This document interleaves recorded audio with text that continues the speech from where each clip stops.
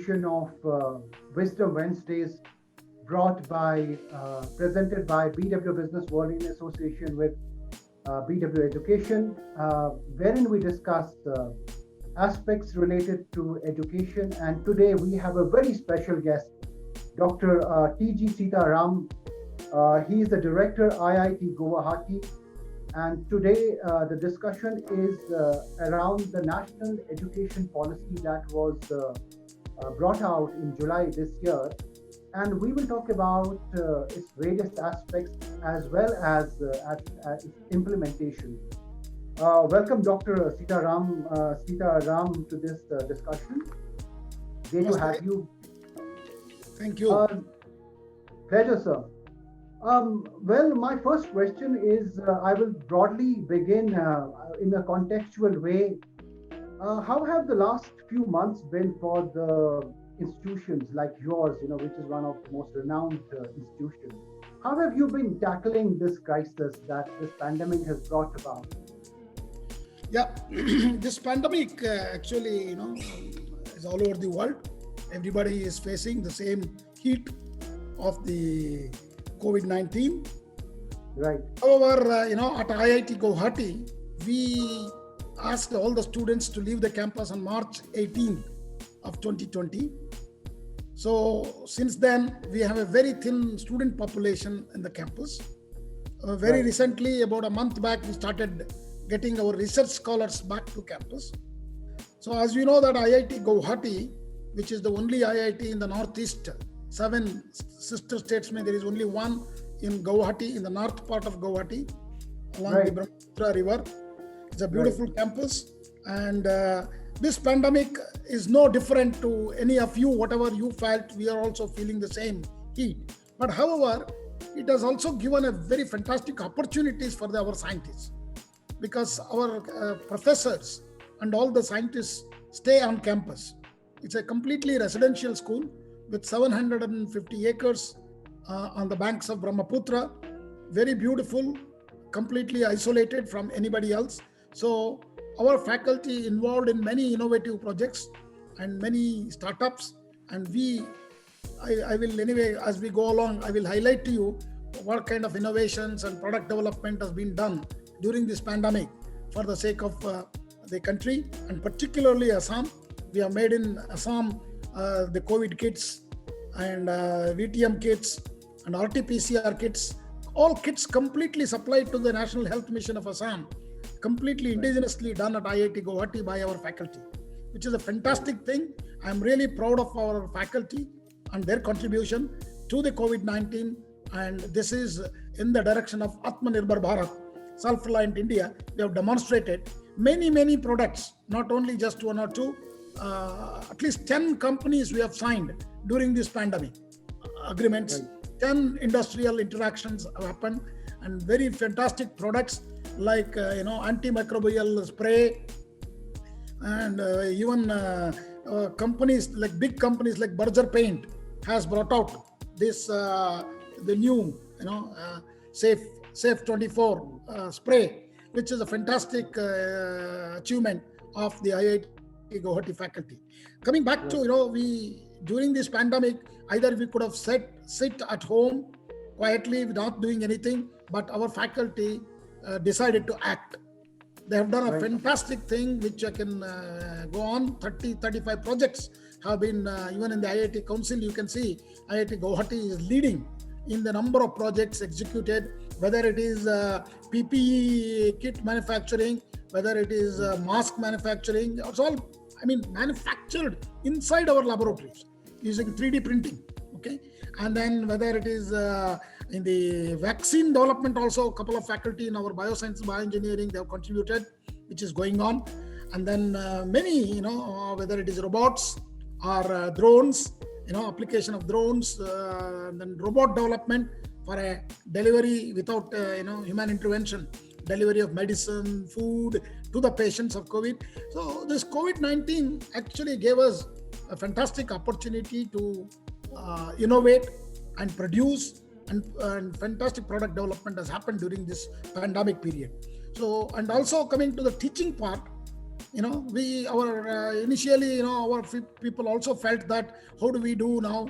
But this has given a fantastic opportunity to reach out to the whole world. So many events have happened, and all our entire program was done online, completed the exams, and as you might know, that we have done our convocation, 22nd convocation of IIT Guwahati online. Honorable Prime Minister was our chief guest, and the Honorable Education Ministry of Education, Ramesh Pokhriyal ji was our guest of honor. Sanjay Dhotre ji was our guest of honor, and Chief Minister of Assam, Sarbanand Sonowal ji was our guest of honor. And it was a fantastic event, completely done online with using high technology, in the sense using avatars of in a real time. See, my avatar handing over the award to the student avatar, so which is a really a game-changing technologies also we could innovate. So this pandemic has given us a fantastic opportunity to explore ourselves, think out of the box ideas, and innovate and do something useful to the country. Thank you. I want to come to the discussion today, which is about the national education policy, something which has been brought around after 3 decades, more than 3 decades. It has been re-looked at. Now, there are a lot of questions about its implementation. How would it be? How would it pan out? Is it going to be tough in a diverse country like India? What are your initial thoughts about this policy as far as implementation is concerned? Do you think it is something which is very ideal in a setup like India? What is your initial thoughts about it? Thank you for the question.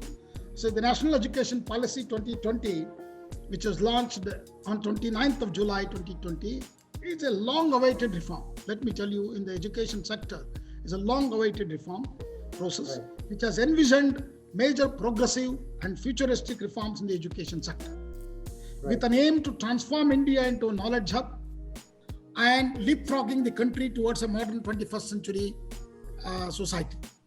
So the efforts of the entire, if you look at the policy, there are many game-changing suggestions, recommendations. So your question on the implementation, let me tell you, IITs are actually in the forefront. Some of these are already, whatever has been there in the NEP 2020, we have started doing this almost like last 2 years. See, it talks about multidisciplinary education. Okay, we have actually at IITs for several years, we have humanities now. We have, it is not just an engineering school, please understand. IITs are now a very large humanities department, very large, almost 34 faculty are there in IIT Guwahati in the humanities and social sciences. Okay, and then we have design department, very unique. It started as early as 2007. Very unique design department where a lot of new ideas and like an architectural drawing sections, and even the rupee symbol is designed by one of our faculty at IIT Guwahati, Professor Uday Kumar. Okay, rupee symbol was designed by one of our faculty. Many of the emblems, logos are all designed by our faculty here, faculty and students. And we have a science department very strong, whether it is biology, biosciences, bioengineering, or whether it is chemistry, whether it is physics, and whether it is mathematics. Other than engineering, like conventional, civil, mechanical, electrical, so we are very strong in this. In addition to that, we have Center for Energy, Center for Environment, Nanoscience and Technology. So it is already, as what NEP 2020 envisions, the multidisciplinary attitude, which is already there.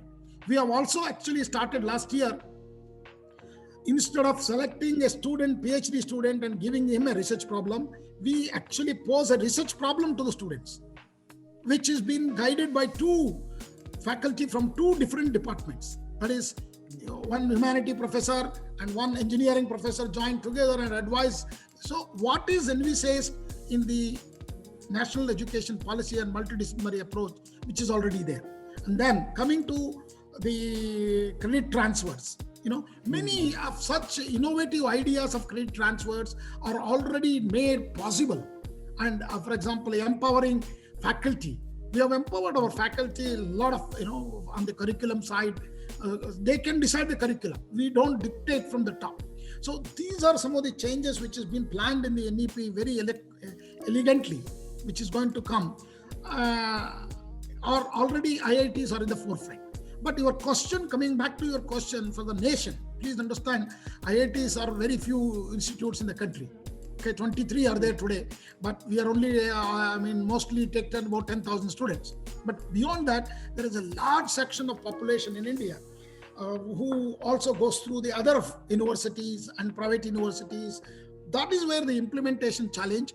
Implementation, as I always tell, the NEP is such a fantastic document which has all components of what a new education game-changing process is already there, but the implementation is like in the what we say details in the devil. Right. So here implementation is also a great challenge. Let me tell you, for the other institutes and universities, IITs will definitely cope up, but for other institutions we have to innovate and look at how to implement each one of them. So coming together, learning together on implementation is a very, very key. So we need to discuss, and even this discussion, what you have raised, right, what are the challenges of implementation, which is a very important learning for every one of us, including us. So we will also start thinking about it, So I have actually about 2 months back, I've constituted a committee. So our faculty, some 6-member committee has been looking at what are the challenges, how to implement some of these finer details which is there in the national education policy in our curriculum and other activities. We are also discussing, coming up with plans. One of the plan was on the industry interactions, okay? Right. Industry interactions and entrepreneurship programs and all that we are also reviving, and many changes we are trying to do internally ourselves, so that we will also fall in line with the National Education Policy 2020. Thank you. Right. So there's one more question I want to ask you, is that IITs are already seen as evolved institutions that set an example to the rest of the education policy. We have seen what they have produced in the last three decades and so. Tell me, how much of a difference does it make, the new policy, on institutions of excellence like yours, that are already doing a very progressive, evolved education system in place, that already have it. Does it make much of a difference, the new policy, to IITs specifically? Yes, definitely it will make a lot of difference to IITs as well. Particularly, I will touch upon a couple of things, maybe not all the things we can discuss here, but National Research Foundation. NRF is one component of NRF, which has been highlighted as the policy of the National Education Policy, is a very key game-changing policy. Okay, that's right. Going to be coming, which will impact the higher education sector in India. Okay, so this National Research Foundation, which is going to be the funding agency for the entire nation, which is almost like National Science Foundation in America. Okay, the right. Concept is very well thought of. Now we have to see the implementation part, as you rightly said. So that's one component of it. Okay, so like that, I can say many things. A greater autonomy to IITs, okay, which is also one of the very key aspects covered in the National Education Policy. Greater autonomy, but not only the academic autonomy, financial autonomy, which is very, very key for an institution to grow big. So that's where, we have to generate funds ourselves and not just depend on the government, receive funds and then spend. So we need to also plan to generate funds within ourselves, because today knowledge is money. Knowledge is money. So the knowledge exists. The knowledge has to be commodified into a product, processes, and then through innovation, make them as a commercial entity for the institutes and universities, so that they can survive on their own, not just waiting for the funds to come from the government. So this is one policy which really talks about the greater autonomy in the financial sector for the universities. I hope that will be very well utilized and implemented in a very true spirit in the institutions of higher learning. So that will really a game changing for the country as well as to the nation. Right. So there are also some experts who say that NEP fails to cater to the needs of rural India's marginalized, majority. They say that NEP it would miss the rural team. It's very ideal for the urban side, but it has a missing rural side. What are your thoughts about? How would you like to answer such people? Uh, I'll tell you, see, this national education policy, overall, what is suggested, the comprehensive reforms of the new education policy, basically, I can say long waited for not only urban India, it is also for rural masses. See, the problem is, the flexibility for the rural masses, what this education policy provides, it's amazing. The flexibility, that means a poor person from a small village doesn't have an access to education, maybe it does 2 years, and due to compulsion of his family issues or the accessibility issues or anything, he wants to break and then continue his studies. So this policy provides you that opportunity. Okay, and then if a student who has started in arts can get into sciences, his possibility is here. But earlier there was no chance for you. If you are an art student, chosen an arts as your career, you have to move only in arts. So today, that the break, education breaks you can take, continue your studies when you can. When opportunity arises again to you, is a fantastic thing. Through the credit transfers and then depositories, of the credit repositories, so that he can continue at his will. So I feel, it's totally a game-changing global education aspect is covered. And another important aspect, the research component has been brought into the every field. The research component has been brought in. So these reforms, in their very essence, are meant to benefit all students, not only urban and rural. Provide them with more professional opportunities for quality education and skill development. Train the human resources, including teachers, and ensure transparency and inclusivity. So that's very important. Inclusivity is very important. These reforms are futuristic, I have to tell you, and would propel the aspirations of millions to access quality education and bring in professionalism among the youth. So is this really, biased towards the urban? No, all these are all even for rural people. So coming to the being part of the higher education system at IITs, I always look at the opportunities to enhance the students and empower the youth. I believe that this policy is likely to bring in synergy in curriculum. It also, it gives you an opportunity to bring a synergy.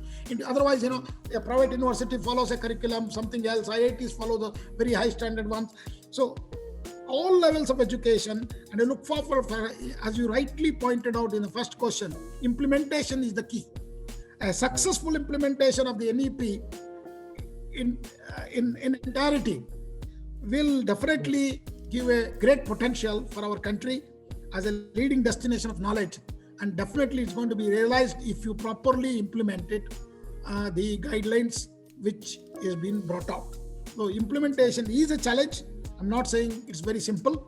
NEP is set to create an education system that will transform India, definitely, if you implement it properly, providing high quality learning experience to all, I want to say not just urban youth, all, and thus making the country a global knowledge superpower. It's an opportunity what IT provided to us, information technology provided to us in the 80s.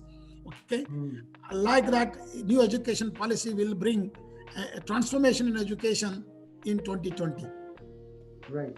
So as a leader, as a thought leader, I want to also ask you for your observations about the current problems in the education system. According to you, what are those problems? What have you observed personally that need to be addressed?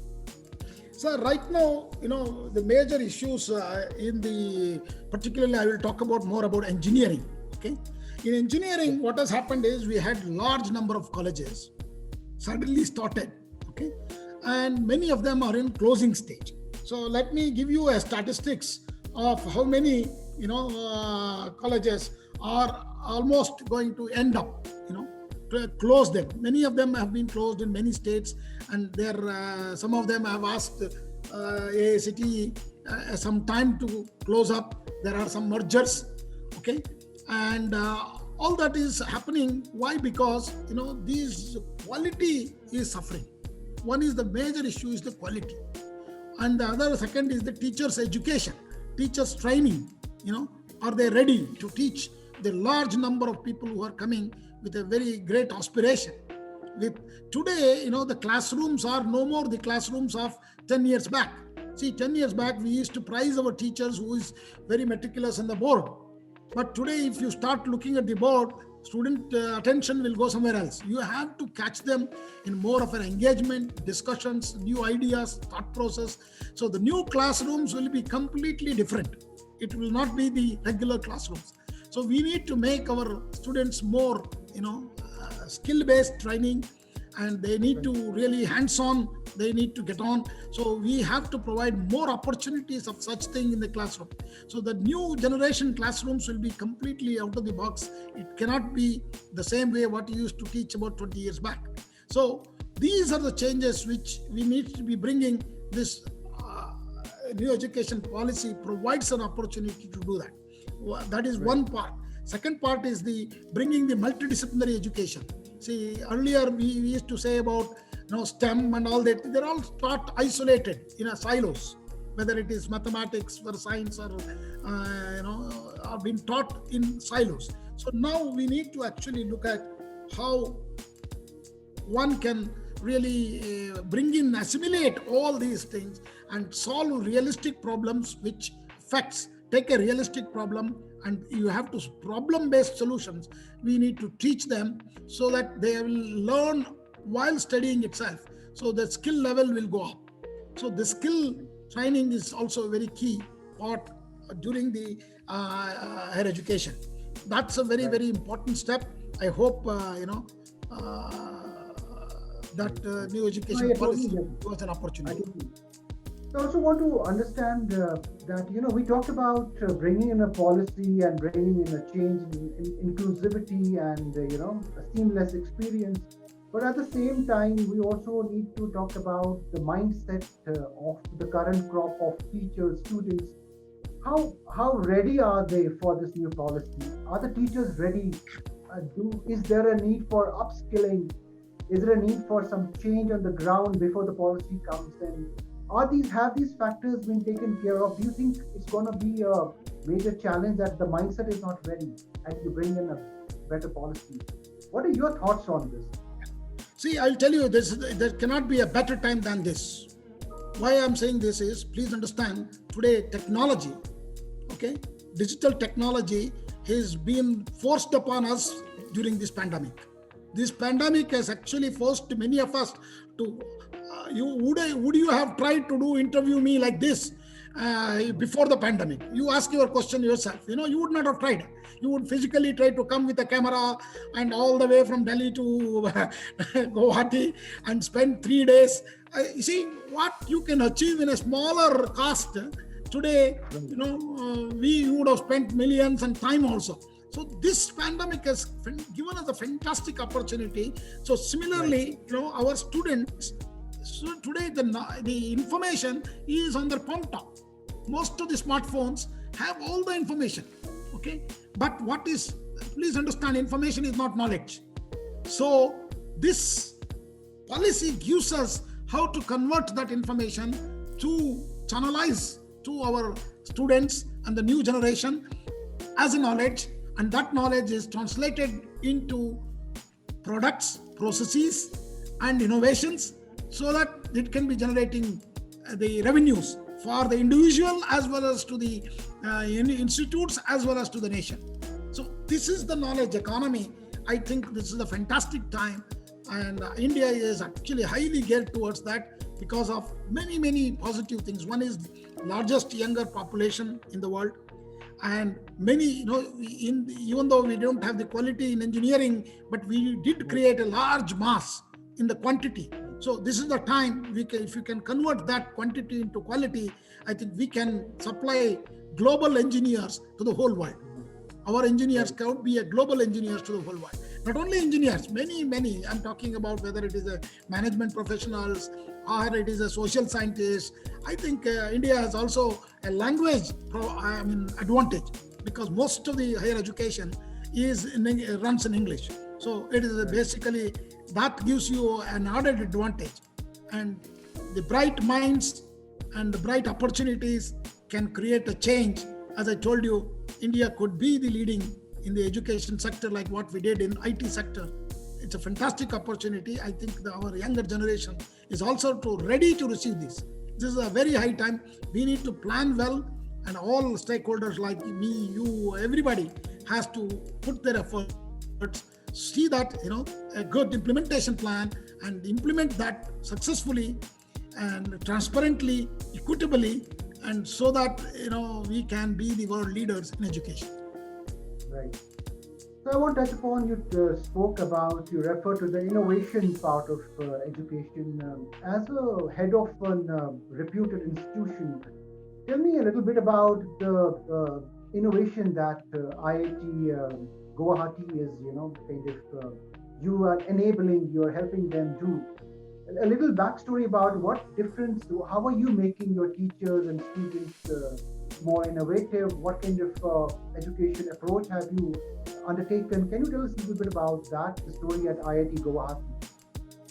See, we try to interact with lot of industries, okay, right, and bring in what is relevant to the society and what is relevant to the industry right into our academic curriculum. Okay, right. So what we have done is we have created sort of some industry achievers as experts and as advisors to every department. See, we're cutting across sciences, humanities to engineering. We have industry advisors so that we can bring in the curriculum, what is needed when they go and join for the job. So this curriculum has been brought because we have the flexibility of changing curriculum. So this is also done slowly. So, and we can actually bring these changes very into the classroom. See, the industry aspects into the classroom, bringing right into even in the first year, second year. And let me also give you one other thing we have done. The incorporation of sustainable development goals. One course we have introduced for an undergraduate, all cutting across all the disciplines. In the second year, in the first year, they have to, and it is taught by SDG goals, Sustainable Development Goals 2030. These have been taught by multidisciplinary, 8 department faculty are teaching this course, 8 department. So it's very, very important how to alleviate poverty, because we have left with only 10 years to do this. We have, because 2015, the entire in the United Nations was signed, and 2030 is our implementation plan. So if you want, so we need to educate on how to do, what are the sustainable development goals, how it impacts the society, and we are actually teaching them in the classroom much earlier, that too within a multidisciplinary approach. These significant aspects are already covered in the national education policy as well. Okay, we have already brought it, so the nation will actually start to look at very positively further changes, because these policies will bring a lot of changes at a grassroots level, from the villages and from the common man. So like that, we have many other programs, like whether it's technology incubation cell or our research park. Research park is, we have an industry, sitting in our campuses, working closely with our faculty. Okay, and we encourage the graduates to do their own startups. See, today, instead of giving them only the placement and the job, I think we are creating people who can give. We were only looking for job seekers. We are creating people with job givers. That means job producers. So that change, IITs are bringing in. A lot of our students are going for startup and entrepreneurships. We are encouraging that, and we are also allowing the best brains of the country to come to us to teach, interact with us, and also develop a new curriculum, new programs. So we have a joint degree program with Japan, Kyushu University. IIT Guwahati and Japan has a joint degree program wherein 14 or 15 students have come from Japan to study here in IIT Guwahati in the areas like, very, very unique and very useful for the local areas of the Northeast. Like, for example, food science and technology, okay? And transdisciplinary research in mechanical engineering, okay? Right. We have a PhD program, a master's program in food science and technology, wherein Japanese students study 1 term or 1 year here, and our students spend 1 year or 1 term there. So we have a joint degree program with that. We have also started joint degree program with other IITs and other institutes in US, Europe. So many of these kind of things we have doing it. So this creates institutions without borders.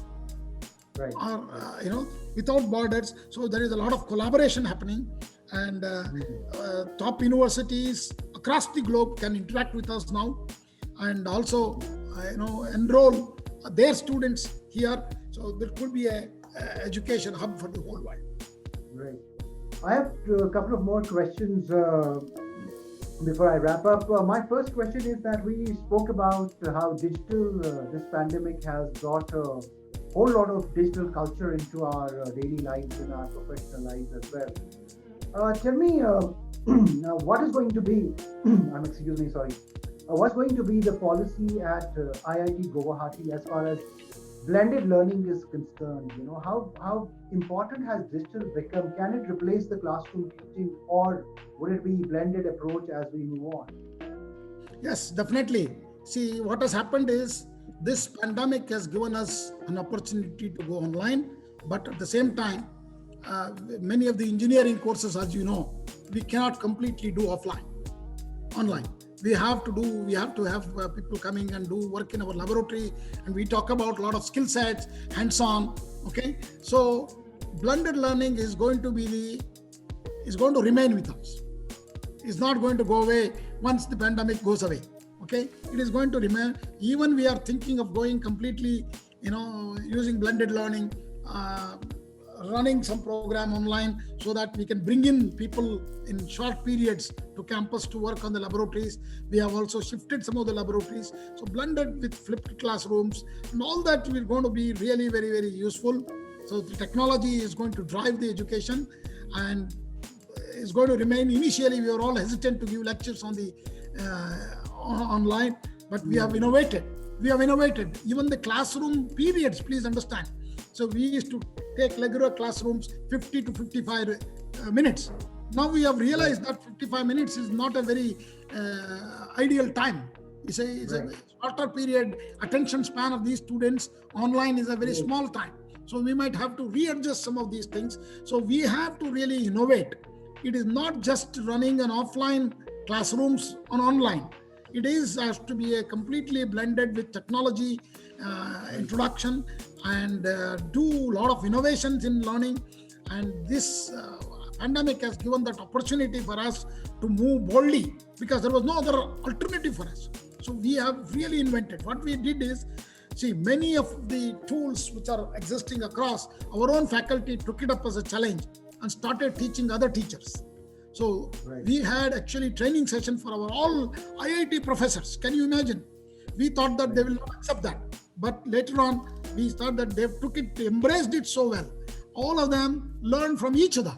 So we had many, tools, whether it how to drive through Zoom, how to drive it through Microsoft Teams. I'm just giving you 1 or 2 examples, but umpteen number of that, we have recorded those lectures and put it up on our academic center's website so that it is accessible to all our faculty. So that is one side is the faculty training. The other side is the students. Students are forced to stay back at their home. They have to learn. We have, as I told you, a large number of PhD scholars in our campus. Almost 3,000 plus PhD scholars studying at our IIT Guwahati, and another 2,000 plus undergraduate students. So all of them, were unable to come to the laboratory. So they also started innovating. Even the technical program of the IIT Guwahati students, Technish, which is a technical activity, like a fun activity, or also they are doing online. So we had several Nobel laureates giving lectures online during this pandemic. So blended learning is going to be part and parcel even in the future. That is where the strength is. I think we have to really adopt the blended learning completely, and by force or anything. We have done it now. It will continue. It will remain with us, and this is going to be the game changer for the future. Right. Then we come back to NEP, couple of questions, quick questions. Have you already started working towards the implementation process in some way? You briefly touched upon it, but just to capture it quickly, as far as the new NEP is concerned, have you set the ground for the new policies to be implemented in your institution? Has the work begun on that front? Yes, as I told you, IITs were actually much more advanced. So we had actually started some of the aspects which are there in the NEP much earlier, about almost 2 years, 3 years, say, we are doing it. But as you rightly said, when the new policy has come in, we have already made a committee. We have looked at it, what all the things which you have to do, implement it immediately. So we are discussing, and some of the things are already implemented. Okay, some of the things, for example, in the undergraduate program, we are now debating how to make our undergraduate program with provision of multiple entry and exit options, and aligned with the universal trend to ensure the broad knowledge base is acquired by the students through the professional courses and integration of vocational and professional education. We are also thinking about discussing how to do this implementation of this holistic multidisciplinary education system. We are concentrating on that, and skill enhancement courses, and using technology. How do you really deliver the skill? Because many of them are unable to come to campus. So we wanted to, even the online virtual laboratory classes, we are thinking of running them. And the other aspects of the NEP were languages. Okay, we even started Japanese language with the collaboration with Japan government. So like that, with the foreign languages, we have many, planned. So languages is also not it should be a boon for the students, because as they know more. So these comprehensive, whatever reforms in the new education policy, as I told you, we are actually thinking of implementing them. We are already, some steps have taken, and further steps are already on the anvil. We are actually, tomorrow, we are discussing some of these things in our Senate as well. We already put up some of the modifications to the Senate to go some of the courses online as well, so that some of the computers courses on cybersecurity or data sciences, which it doesn't require a physical presence on campus. So we can actually go in a big way. So what was earlier not possible with a small number of students, because we used to host all of them in our campus, because we are a residential school, as I told you, everybody has to live there. So now this pandemic has given this opportunity. Also, national education policy has given another opportunity. We can go virtually, and so that we can reach large number of people, not only in India, globally. That's the advantage which we are thinking in that direction to implement the national education policy. Right. So my final question to you is about once the policy is implemented and it is in place, which will take a couple of years, of course, where is the Indian education system headed? Where do you see it, say, 3 to 4 years down the line? See, national education policy is not going to only take a couple of years. I'll tell you, it takes a decade, minimum 10 to 15 years. Yes. Right. Even if you look at the policy itself, it says the complete change would happen by only 2040. Okay, maybe 2030 we'll be putting most of the points, the incorporations may be done by 2030 with changes, because some of the things which is there cannot be done immediately. It requires several years of work internally by all stakeholders. So once it is completely implemented, it is likely to attract a lot of investments in the education sector.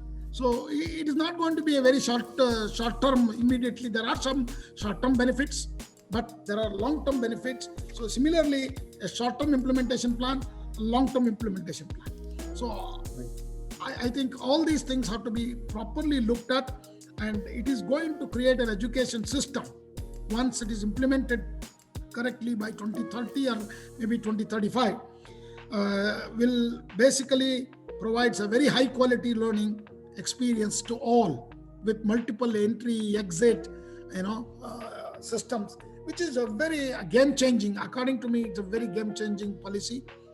But we all have to work in a very positively and in the right direction with right transparency and inclusivity, because our country has basically like not only digitally divided, it is also it's a very big country. So we need to see all sectors have been brought in while implementing this policy. Right. Thank you, Dr. Sitharam, for talking to us. It's been a great, insightful discussion. It merits, of course, I think it's a long-drawn process before we see the full impact of this policy. As you said, it's going to be a decade or two before we see, but I think it's already begun the process, and as you have already started implementing it, we will see more institutions following this path. Thank you very much for joining us on Wisdom and Space, and hopefully we'll have another discussion sometime soon. Thank you so much for having me there. Thank you.